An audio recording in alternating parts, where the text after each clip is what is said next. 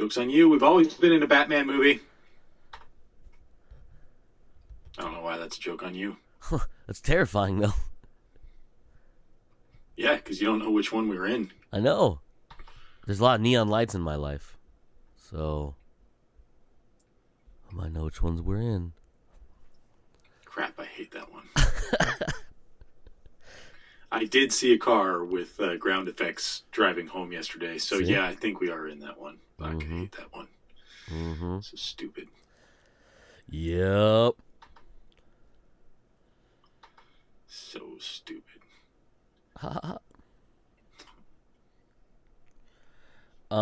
Speaking of stupid, Joe, how's your face? It's better every day. It still hurts if I don't take the ibuprofen. What we're talking about is I got the rest of my wisdom teeth pulled out. I say the rest because when I was late teens, early 20s, something like that, I got one of the lower ones pulled out, the lower right one, my right. And then just needed to get the rest of them pulled out. So had that done last Thursday. And very interesting experience. Because I didn't do it under anesthesia, where they put you out type of thing.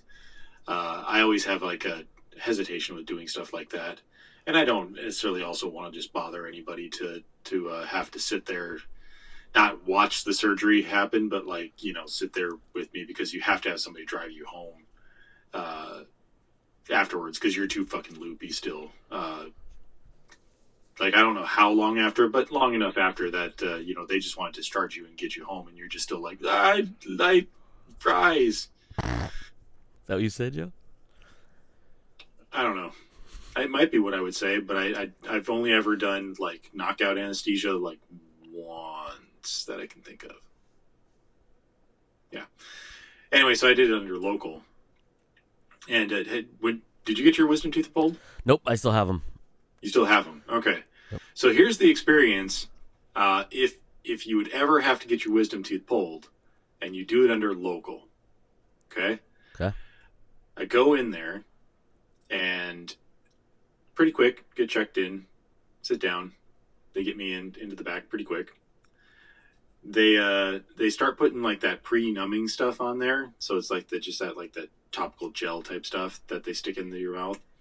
And it starts numbing things up.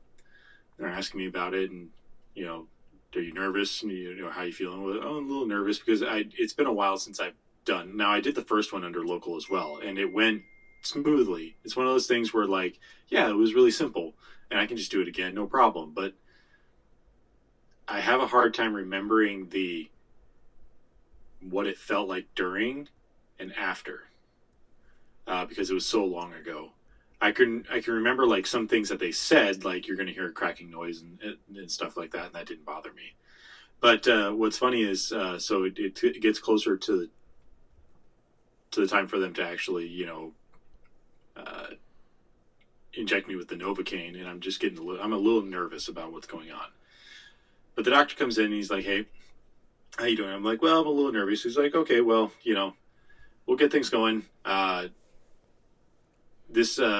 He pulls out the syringe, which is like that fucking ginormous fucking needle that he has, and he loads it with the Novocaine. And he's like, okay, just, you're going to feel a little pinch, and he just starts injecting. Motherfucker puts like 10 vials, like 8 to 10 vials of Novocaine into my mouth. And after that, I'm still a bit nervous.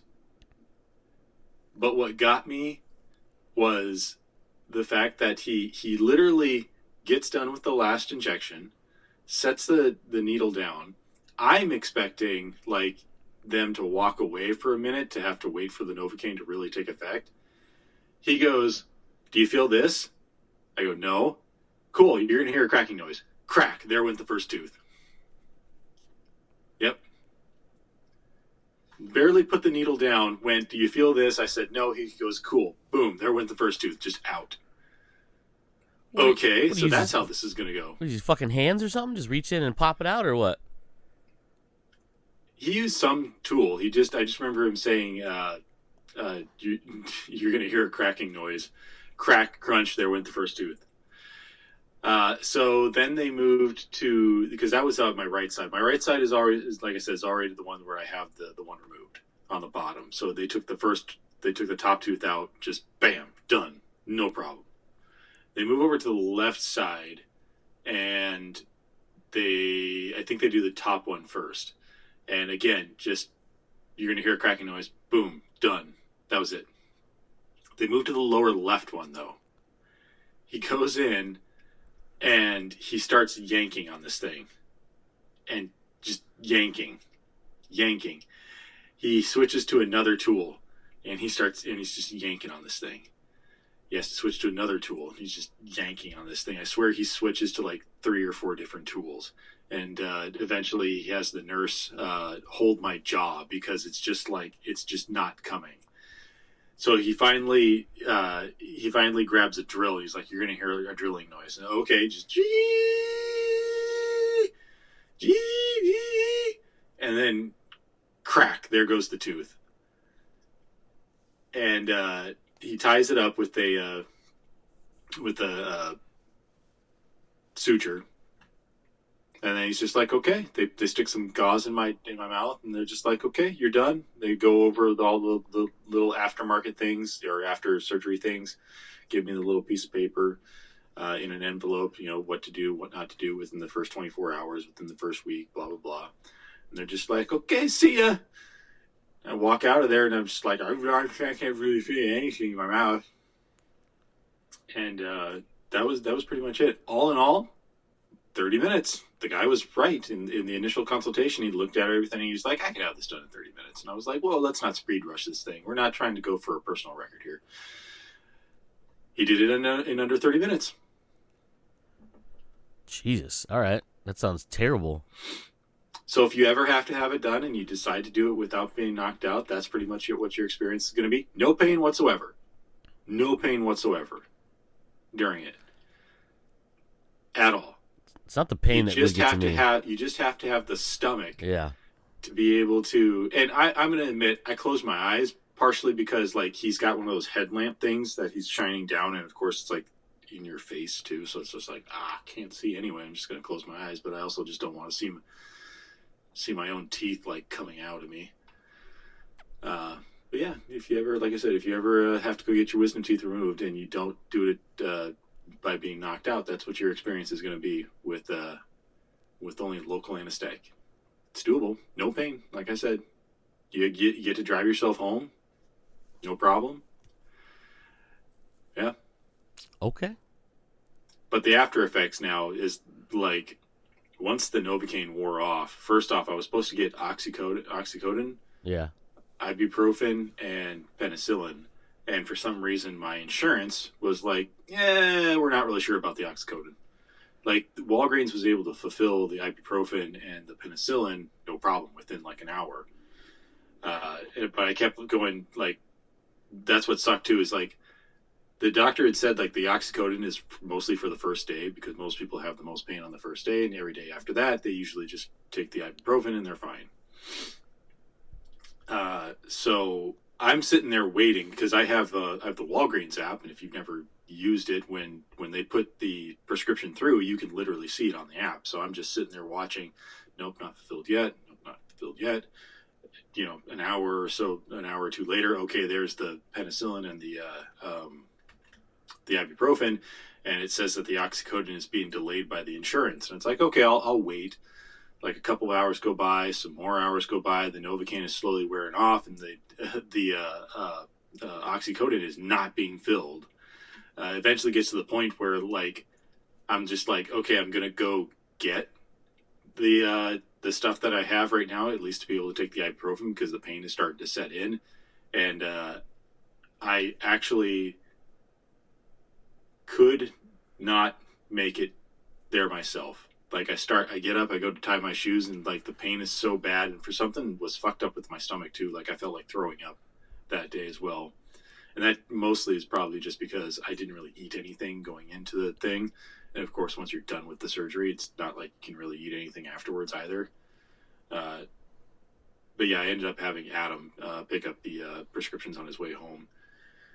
But every day after that, as long as I take the ibuprofen, every day the pain's gotten more and more manageable. But I still take the ibuprofen just because it's miserable to have like jaw pain, especially when you're at work. But yeah. All right. Well, that sounds like a whole lot of not much fun. Yeah, and then a little bit more to it too is that when I went in to get the procedure done, like you walk in, check in, and they're like, okay, we're gonna have to schedule you with an appointment for a follow up 1 week later. Hence the reason why we have to record a little early, because I have my follow up at 9:20 or 10:20, excuse me. But she schedules it, and I'm not really paying attention to it until like Saturday, Sunday, somewhere along the line, where I was like, I should probably double check to make sure what day and time my follow up appointment was. And so I pull out the little card that she hand wrote and gave me, and I'm like, this says November 29th at 10:20.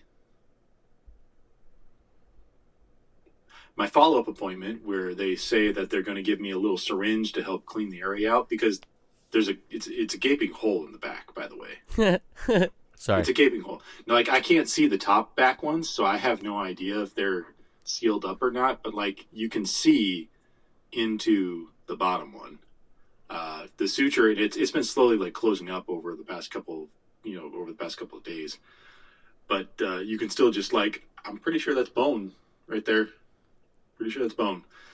But today they're supposed to give me the syringe. But anyway, yeah, I'm just like, November 29th, won't it be healed by then? Nah. So I was going to give them a call on Friday, but they ended up texting me, hey, you're just confirming that your follow-up appointment is September 29th at 10:20 p.m. It's like, oh, good. She wrote it down wrong on the card. That's awesome. Yeah. Yeah. Yeah. So that's why we're recording a little early today. It really doesn't affect the folks listening.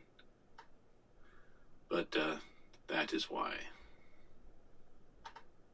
Joe just titled Any this exciting episode, things happened to you this week, like getting your teeth pulled? No, nothing like that happened to me. I just worked, and that was about it. Fun. Yeah, everyday stuff, I guess. Yeah. All right. Cool. Yeah. I didn't have any cool, fun things like getting teeth yanked from my fucking head or anything. So how was Don't Call Me Dearest? Don't Dear in a Headlights? I don't know. That Harry Styles movie. Don't Worry, Darling? Don't Worry, Darling. Was that the one, Joe? Yeah, that's the one. Oh, man. Oh, that's a good one. It was good. It was... How's the best way to put this? It's... I can't really say it's not what you think it is. It is what you think it is. It's just not... You question what you think it is. Is that a way to put it? So have you... It might be the best way to put it. I know I've seen the trailer, a trailer for it, where it makes it seem like... Because this is that movie where it makes it seem like an idealistic community that this couple moves into, but then you start realizing that there's like some weird layers of something else going on. So it's kind of like a thriller type movie. Yeah. But like on the surface level, I think it feels like, and people might be confusing it with just like a love story type thing. Yeah. It's I mean, I can spoil it if you want. I don't think you're gonna. Yeah, go ahead and spoil it. I have no intention of seeing it anytime soon. So, like Joe was saying, the trailer basically makes you believe that they're living in some like idyllic community that's like a throwback to like the 1950s. And then as you watch the trailer, like, oh, maybe it is the 1950s and some weird shit's going on, You're like, because you see like old timey cars and everyone's all dressed like that, and you're like, the houses look that way and whatever, right? And you don't really see anything modern, like at all, which is pretty cool. So yeah, that's kind of how it leads you to believe things are going. And then so the movie essentially starts off the exact same way. You get this, you get introduced to this like almost Stepford Wives type thing where like it's completely dudes go off to do their job, wives stay at home to be like, you know, caregiver or caretakers. You know, they clean the house, they cook the meals, take care of the kids when they're not at school, whatever. They get their luxuries of going out and shopping, and then when everyone comes home, it's just like they have that, you know, there's this like this feel of like it's a party every time like they come home. Like it's like this, and it's weird because like when I say it's like a Stepford Wives thing, is like it's very in sync with like everything's like in this like done exactly the same way. So in the morning, all the husbands are walked to their cars by their wives.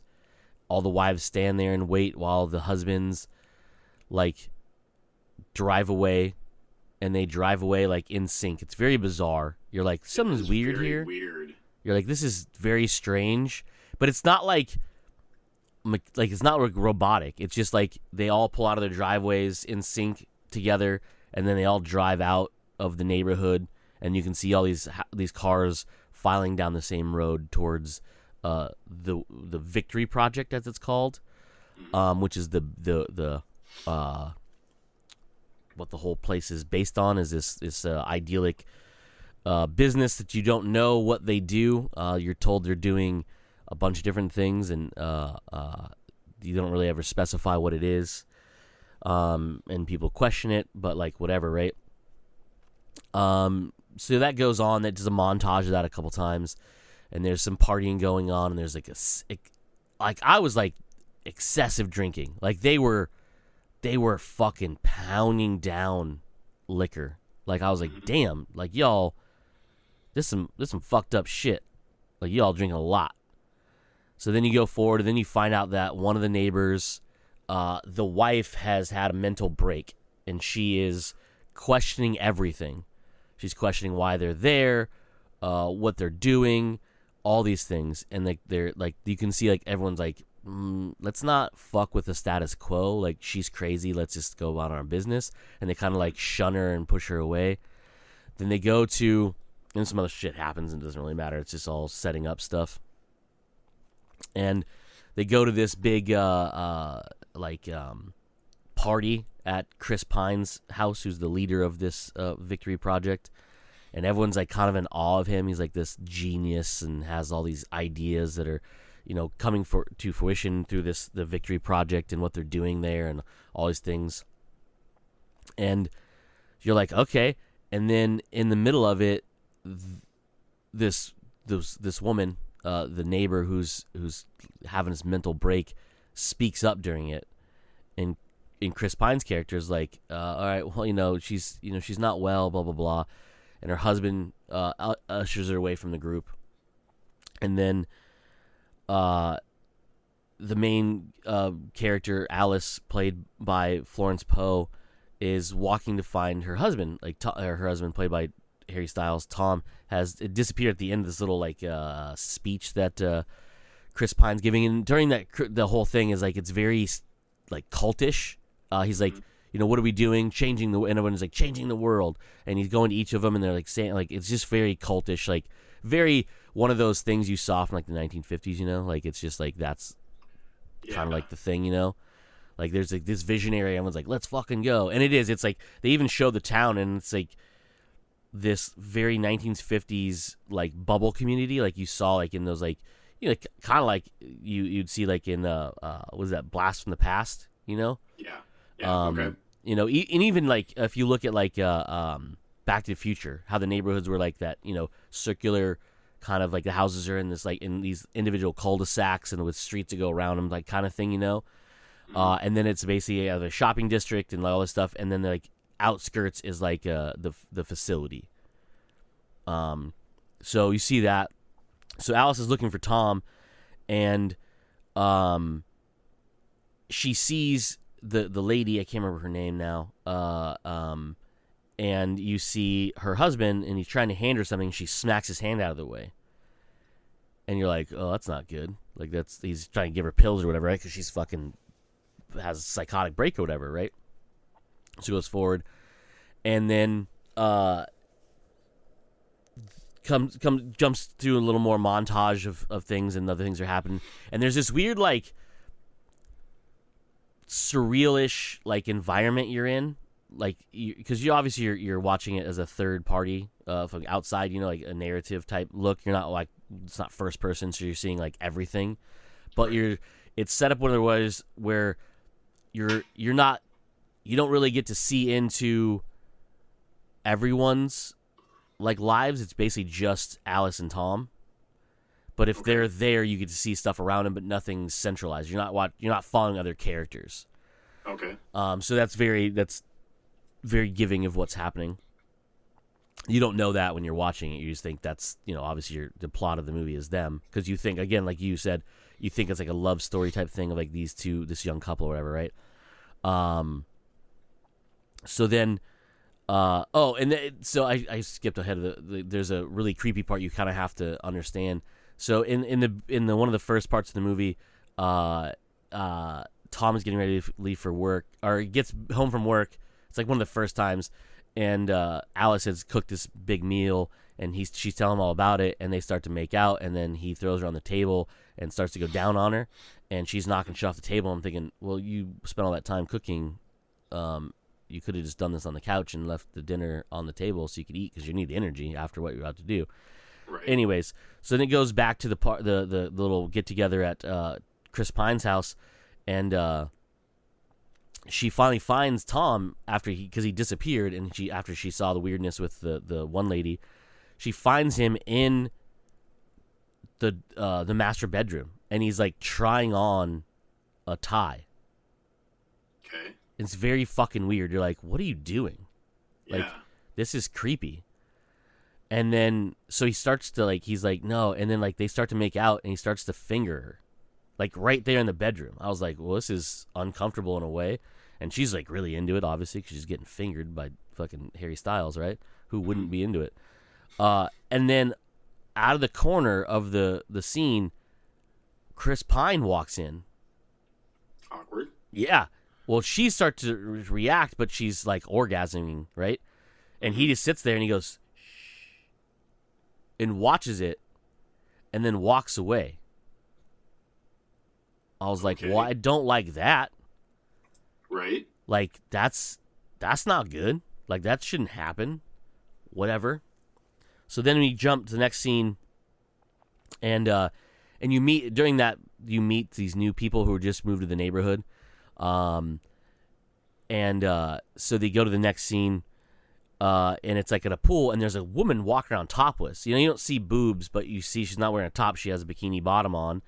Uh-huh. No one's reacting. Nothing, right? It's like, right then and there, I was like, all right, this is not the 50s. Right. Because there's no fucking way everyone would be okay with this in the 50s. It's just like, okay, No. so this is like modern day, just in this weird bubble of a fucking community that's somewhere in the middle of nowhere, that like the village style, you know, like they just paid for the airspace, no planes can come over or whatever, right? Yeah. All right, cool. So, you get some backstory on what's going on, and so Alice brings up the fact that she saw, they're talking about the lady who lost her mind at the get together, and then you find out this is how they push the story, obviously, without showing you stuff, because again, it's not really showing you outside of Alice and Tom's little world. So they talked about how the lady, again, I can't remember her name. I could probably look it up. Not gonna. She basically took her child and walked out into the desert. They found her, but never found the child. Never found the body. Okay. And she was in the desert. She was delirious. She was, basically like dehydrated and whatever, just talking lunacy. It just leads you to know that she's out of her fucking mind, right? And like something happened. There's a child now gone that nobody's gonna bring up, and it's very. We're not gonna go against the grain here, so we're not gonna ruin what's happening here. Let's not bring it up, but we'll talk a little bit about it, right? Whatever. At that point, I'm like, seems fucking weird because some of these people have kids. Like, there's one lady is pregnant, and the other, in the Alice's neighbor and best friend Bunny, played by Olivia Wilde, who by the way directed the movie. has 2 kids of her own. So you're like, it seems odd that you're all like talking about the missing child. Right. Like the lady probably like killed because they walked out in the desert together. You know, I'm like, okay, whatever. So Alice is starting to like, she's like, I don't, innerly, she's like, I don't think I like what's happening here. Like, someone's got to do something or say. I'm concerned. I guess she was one of my good friends, and she went a little insane. But like, we should probably talk about this, right? Like outbursts and all these things, right? Yeah. So she starts to feel weird, and then she has this thing where like she's cooking for Tom while he's at work, and she goes to crack an egg, and it just breaks. You see the part in the trailer where she's crushing the eggs and they're empty. Yeah. And she's like, what the fuck is happening? It's like, losing it. And she's like, oh, whatever, right? So it goes forward. Then it skips ahead. She's going on a shopping trip. And it's like this thing where like she's on like a city bus trolley thing. And people are getting off. And she is just riding it.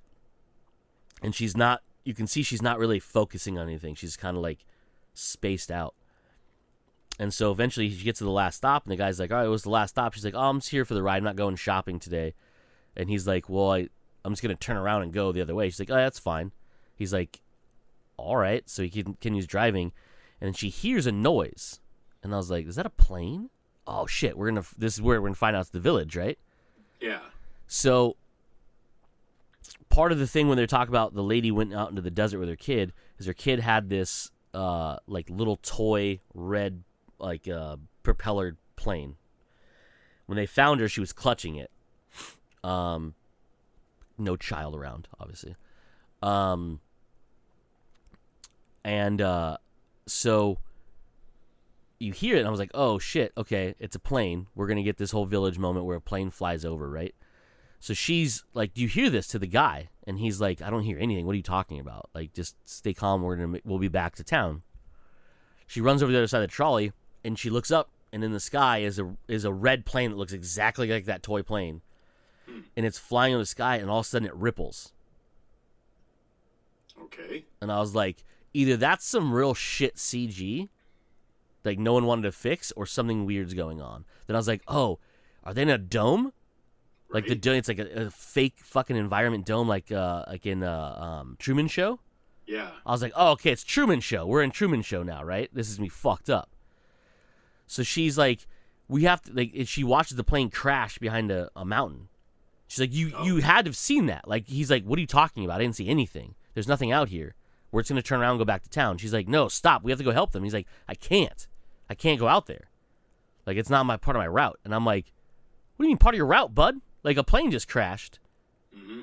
And he's like, no. And so she jumps off and she just walks into the desert. And I was like, first off, what the fuck are you going to do? Right? Right. She walks out there, and then she comes upon this hill that has a building on top of it. And you realize that's the building that all the cars are driving towards when the husbands are going to work. Like, oh shit, this is a victory project. She's about to unveil some shit, right? And it seems to be like in the middle of like nowhere. Like there's nothing around them. Like you can see the town, and the victory project's on this hill, and it oversees it, and there's nothing around. There's nothing. No wilderness. It's just desert from then on out. I was like, oh shit.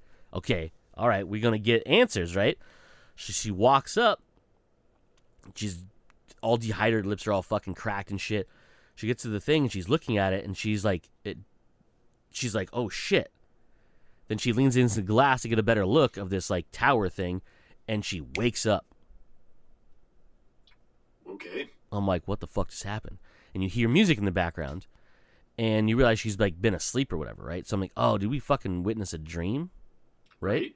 She goes out there, and Tom, her husband, played by Harry Styles, is trying to cook, and he's not doing a very good job of it. He's trying to mash potatoes in a bowl that are clearly not cooked with like a whiskey bottle.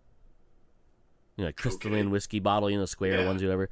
And it's just not working out. He's burning shit on the stove. And she's like, what are you doing? He's like, I was trying to cook for you. You know, you were asleep, blah, blah, blah. And you're like, what the fuck is happening?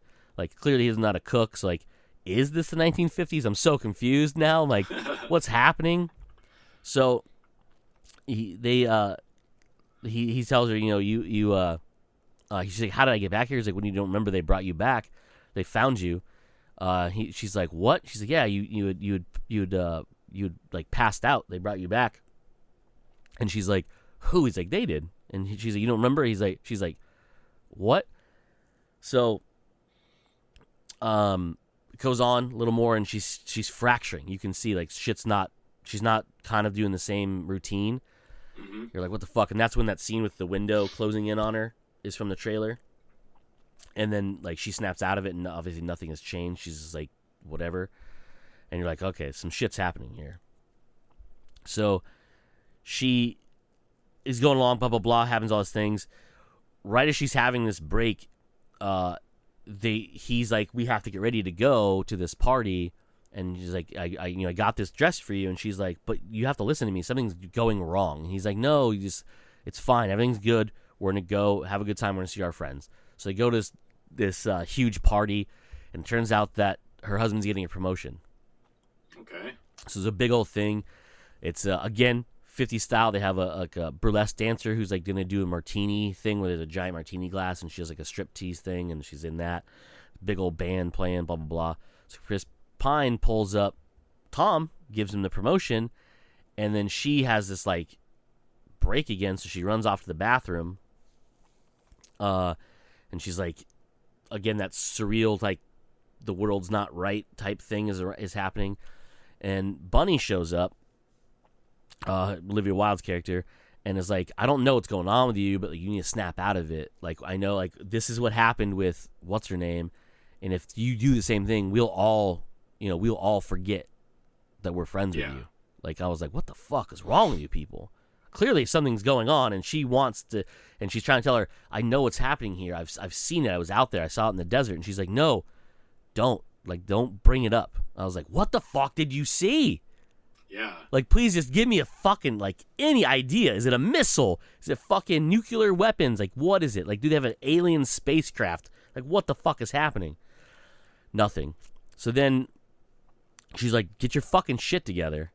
And then it cuts out to Tom, and he's doing like a tap dance routine, like to the music. It's fucking weird, dude. I'm like, and he's like not really having fun doing it. I'm like, what is happening? Chris Pine's like, yeah, you want to see him dance more? I was like, what is going on here? Everyone's like, yeah, just drinking and smoking. I was like, this is wild. What is happening? Please give me some fucking answers, right? So then you're going, and she's like, nope, I don't like what's happening here. Like, I'm gonna fucking, like, I have to do something. And she starts to break again. And then all this stuff, and she's trying to tell Tom, and he's like, no. And then, like, she's like, all right, like, we have to do something. And he's like, all right, fine. Like, he's like, all right, I'll tell you. Like, we'll leave. She's like, we have to get out of here. Something's not right. He's like, all right, fine, let's go. So they go. She gets in the car. He gets in the car. And he's not starting a car. She's like, we have to go now before they come for us. And he's like, I'm sorry. And you're like, oh, fuck, dude, what did you do? And all of a sudden, the red jumpsuit guys come out, right? Mm-hmm. And they grab her out of the car. And I'm like, fuck, dude. Tom is just fucking losing it. He's crying. He's fucking just mad at himself and mad at her. And he's not helping her because obviously he called them on her. And he's just like, great acting by Harry Styles, by the way, because you can see he's just fucking frustrated and like whatever. So she's dragged away, and they fucking electroshock her. You see her in the fucking lab, and the doctor electroshocks her, right? So that's not bad. So she comes back, and during that, she's kind of back to normal, right? Like, she's back to her routine, and then she hears a noise, and she looks over, and the lady neighbor who was her friend who had the break is on the roof of her house. Oh. And you're like, well, that's not good. So she's running over there, and she looks back at Alice and says something like, I can't remember what the exact line was, but it's something like, I know you know, I tried to tell you. Grabs a knife and slits her own throat. Damn. Then falls off the roof. Right as Alice gets up there, the dudes in the red jumpsuits grab her and drag her away. And she's trying to, like, tell Tom, like, dude, what? She fucking killed herself.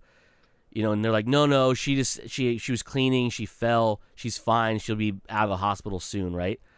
Mm-hmm. And you're like, no, that bitch fucking Long Island necktied herself or whatever that thing's called, right? And I was like, what the fuck is happening? And then the doctor's trying to give her meds, right? And she's like, no, I should, we don't need those, we'll be fine. And even Tom's like, no, we don't need it, she'll be fine. And then so the doctor's getting her leave. He's like, Tom, walk me out. And I was like, oh, Tom is in trouble. Mm-hmm. And then Alice notices the doctor left his briefcase that she saw like files in, right? So she gets into it, she steals it, and as they come back in, you're like, oh, she gonna get caught? She's like, oh, I thought I was gonna come get you if you got this. And she hands him the briefcase, and they walk back out. Mm-hmm. And she walks over and she has the folder. And she sees the photo of the neighbor in it. And so she looks at it. It's all redacted. It's all blacked out.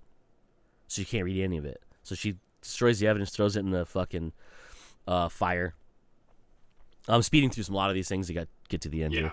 It's basically just all the same stuff happening. She's just slowly breaking. So then she decides, I'm gonna fucking, like, I don't know what's happening. Everything seems to be fine, like, ish in a way. I'm just going to lean into it. She's just going to be good. So she devises this, because she knows she fucked up right after Tom's big promotion, right? Right. So she devises to have this dinner party where she invites, like, a couple of the neighbors, the new people, and Chris Pine and his wife over for this dinner party, right? And no one believes that he's going to show up. Like, there's no fucking way. And they're like asking Tom, he's like, how did you get it? He's like, I just asked. Like, this is all Alice. Like, she set this whole thing up. And they're like, there's no fucking way he's going to show up. Ding dong. And he walks in with his wife. You're like, holy, and everyone's like, oh, shit. Like, it's happening. He's here. Like, he's in one, and Chris Pine's looking around. He's like, oh, I really like the digs, what you've done with the house and all these things like that. You're like, I don't know what's happening with this dude. It's so weird. It's so creepy. Because, like, he's, like, this mastermind of this community, but, like, he's so detached, but, like, not. It's fucking weird, right? Mm-hmm. So you're like, all right. So she's like, everyone have a good time. Makes your drinks, blah, blah, blah. I'm going to finish up in the kitchen. They're like, oh, do you need help? No, I got it. No help needed. So she goes in there, and just like a fucking magician, just smoke bomb, Chris Pine shows up behind her. He's like, I know you know. She's like, what are you talking about? He's like, I know you've been out there. I know you touched the glass. And I was like, what the fuck does that mean, man? What does it mean? Yeah. He's like, I've been waiting for someone to challenge me. And I was like, with what? What? Yeah. Like, what? And she's like, and at that point, she's like, what are you talking about? He's like, no, I know you know, and I'm just waiting. I want to see how far you're going to go. If you're willing to challenge me fully. And you're like, for fucking what? What is happening? Please give me an answer. So he like, picks up a carrot, and he's like, we'll see what happens. And he bites into it and just walks away. And I was like, what? So she finishes serving dinner, right? Everyone's sitting down, and they're all talking, and she says, what is the Victory Project? Like, what do we know about this? And they're like, we've told you. He's like, no, I know what you've told me, but I want to hear it. Like, I think it's this and whatever. And Chris Pine's like, no, listen, let's hear her out. She's like, is it weapons? And everyone's like uncomfortable. I was like, oh shit, okay, it's weapons, right? Like, fuck yeah, dude, let's get the answers. And Tom's trying to shut her up. He's like, he's like, he's like trying to like keep his composure. And he just knows. He's like, nah. So Chris Pine's like, no, and he goes with this and blah, blah, blah. And then, like, it's just like, he's like, she's had a break just like the other lady, blah, blah, blah. And, like, everyone's like, all right, let's, like, and he's like, and she's just going off. And then his wife just fucking just erupts. She's like, I've had it with this. We're leaving. And so her and Chris Pine leave, and all the other couples leave. And they have this heart-to-heart, right? You're like, what the fuck is going to happen? And then all of a sudden, she's like, I need you to tell me. So he like starts to break down, and he's like, no, like you need to understand, like this can't happen. And so she's like, and he just grabs her by the midsection, starts squeezing her, and you're like, what the fuck, dude? And she's like gasping for air, and he's dragging her down to the ground. She grabs a fucking crystalline glass tumbler and just smashes him in the head and kills him. Oh. Just fucking staves in his fucking head. Blood everywhere. And she's like, oh shit, like I gots to go. So she runs out covered in blood. And all the neighbors are like, what the fuck is happening? Like, what's going on? Right? Because they could hear yelling or whatever. Mm-hmm. So they're out there, and Bunny looks at her and goes, get in the fucking car and go. Just go. Just drive out there. They're coming for you. And sure enough, dude, you see the red fucking jumpsuit dudes coming out. And then the neighbor, Bunny's husband, played by Nick Kroll, amazingly, by the way, is like, where's Tom? Whose blood is that? And she's like, she gets in the car and she goes, and she's basically like, gonna run him over. He's trying to stop her, and she fucking runs into him. And, like, he tumbles over the car. So all the husbands are getting into their cars to chase her.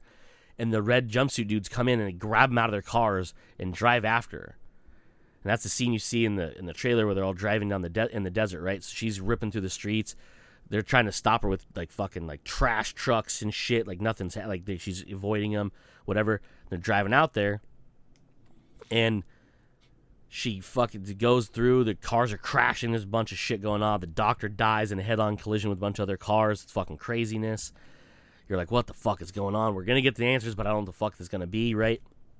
She finally gets up there and she doesn't know how to drive very well. Like Tom showed her, but she's like, it's 1950s, like she don't drive or whatever. Yeah. So she's looking over her shoulder, and she has to drive up this fucking like spiral hill on this hill to go to the glass again, right? She's going and she's looking over her shoulder, and she loses control and crashes the car. So since she's running up, and they can't get past the car wreck either, so they all get out and they're just climbing the fucking hill after her. She gets up with the glass, and as she's walking up, Tom appears behind her. And you're like, what the fuck? And he's not bloody or anything. He's like there. He's like, just stay with me. And you realize it's like her, like a delusion, right? So she shrugs him off. He just is gone. She walks up to the glass, and it's cool because it's sort of like a reflection you're seeing, or not a reflection, but you're seeing through the glass at her. And you see the dudes in the red jumpsuits coming after her, and she fucking touches the glass, and then it cuts. And you're like, what the fuck? It's Tom, but he doesn't look like Tom. He's got bad skin, long hair, greasy. You're like, what the fuck? And they tell you the backstory. Basically, they had a terrible marriage, and it's modern day, which right then I was like, oh shit, Village. Yeah. Some Village shit, right? They're unhappy because he lost his job. She's working overtime at the hospital. She's a surgeon. Live in this, not a shitty apartment, but like obviously it's kind of run down. And then they're kind of on the outs of their marriage, blah, blah, blah. And then it cuts to basically him watching this video by Chris Pine at night with his headphones on in the dark. And he's like kind of looking back and like, looking to make sure she's not watching whatever. And you see the Victory Project thing. You're like, what the fuck is going on here? And it cuts to him walking to the apartment with flowers and like knocking on the door. Not opening it, knocking on the door. And he goes in, and you're like, what the fuck's happening? He sets the flowers down, does all his stuff, walks over to a bed. You're like, okay, what's going on here? He pulls aside like the little fucking curtain thing, and she's strapped into the bed. Like prisoner style, right? With the fucking cuffs on her arms and shit. Mm-hmm. And she's had an IV hooked up to her. And you look at her face, and she has these fucking like things spreading her eyes open, and there's like lasers shooting into her eyes. And you're like, holy shit, it's a fucking simulation. Okay. So then it cuts back, and it's right before she touches the glass, and you're like, what the fuck's happening? She touches the glass, movie ends. And then literally you figure out that when she touches the glass, that's how they exit. So when they go to the thing, they're exiting, and that's when they have to go do their real jobs or whatever it is to keep them in this fucking place. You find out the kids aren't fucking real, and you find out Bunny, I skipped over this part, but that's why I'm telling you now.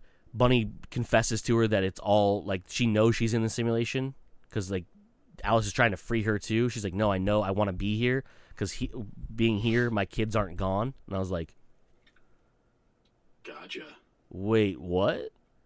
But then when it cuts, all you hear is Alice gasp. And then part I skipped over because I don't want to ruin it for you yet. So once you have that realization, right before that, Chris Pine's getting a call that says she's headed out to the desert. He's like, we got to stop her no matter what. Like, they're like, Tom is dead. And he's like, yeah, we have, like, it's nothing we can do out there now. We have to stop her. So he's getting this, and then his wife walks over and goes, what's happening? He's like, she's at the tower. And she's like, all right, well, it's my turn. And then stabs him in the stomach and twists the knife. And she's like, it's my turn. I was like, what the fuck? And that's when Alice touches the glass and it ends. And I was like, what? What's happening? What's going on? Like, what? All right. Interesting. It's a good movie. Like, people are shitting on it because it's one of those like thinker movies or whatever. Right? It's not like everything's explained out to you. Enough of it's explained to you if you fucking pay attention. The one thing I would say is the ending was a little like just having like there's a lot of unanswered questions at the end. Like, she wakes up, yeah, but and people are like, oh, she's still trapped in the bed. How's she gonna get out? If you pay attention, he actually undoes one of the restraints to put the IV back in her arm. So when she wakes up, she's gonna have a free arm. Right. Of course, she's going to wake up to his dead body next to him because apparently if you die in there, your consciousness dies in your real body. So he's dead. He's at that point, he's catatonic or whatever, right? But he also kidnapped her and put her in the simulation against her will. And then he just, in my brain, I started thinking all these things like, who else doesn't know they're in there? Because then you think back to the new couple, and the one chick was very like, and part of the dinner scene was like her trying to prove that like, all of them have the similar backstory of how they met, and like it's all made up. Like, you don't remember your real past and all the things, right? So that's like in my brain. I'm like, okay, so she knows some things. Obviously, she woke up and she was in the real world, but then she got put back in, and then they fucking did the thing to her, and so she forgot what's going on or whatever through the science they use in the movie. So I'm like, I have all these questions like, what's going to happen now? Are they going to come after her in the real world? Because she's obviously going to fucking tell some people because she has to explain why her husband's dead, hooked up to a computer. Right.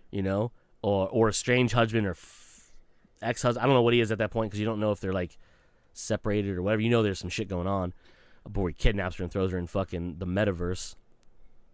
So the ending was a little lackluster because you have all these questions and like it just kind of like abruptly ends, which I understand. It's like the whole like, that's kind of the aesthetic of the movie. You're not supposed to get all the answers. It's kind of like the, fun part of it or whatever.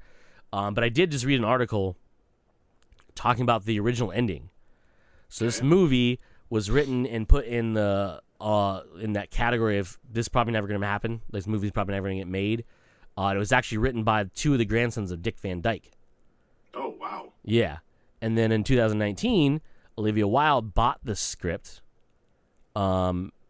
And hired the writer she worked with on Booksmart, the first movie she made, to basically kind of tweak it a little bit because like this reason wasn't being made for many reasons. Not that it needed. From what I've read about the original movie or original script, everything was almost exactly the same except for the ending. The ending's the only thing that really abruptly changed in it. So like I can't imagine why it was never really made. It seems like movies should be made now because of the world we live in. Right. It just makes more sense, but whatever, right? So the original ending was they changed some stuff in the middle, whatever, right? But the original ending was supposed to be like, it was different, but like I don't know. To me, it was weird because people were like, "Oh, I didn't like the ending because it was abrupt." I'm like, "Yeah, because you had to think about it." I'm sorry that you use your brain. Oh no, I had to think for myself. And I was reading this article, and you get to the end of it, and it actually ends almost the exact same kind of way. Like, you don't get full closure. So I was like, I don't know why you people are complaining about this ending versus that one. It's just, I don't know, it was very weird. It was very strange to me, and I was like, I don't know why I don't know. It was very, I was like, I get it, like, the article kind of did show off some like things that like obviously you want to have a little different or whatever, but like it didn't really like I was like, oh no, it's so drastically different. It wasn't, like whatever. I pulled up the article to see if I could find out what it was. I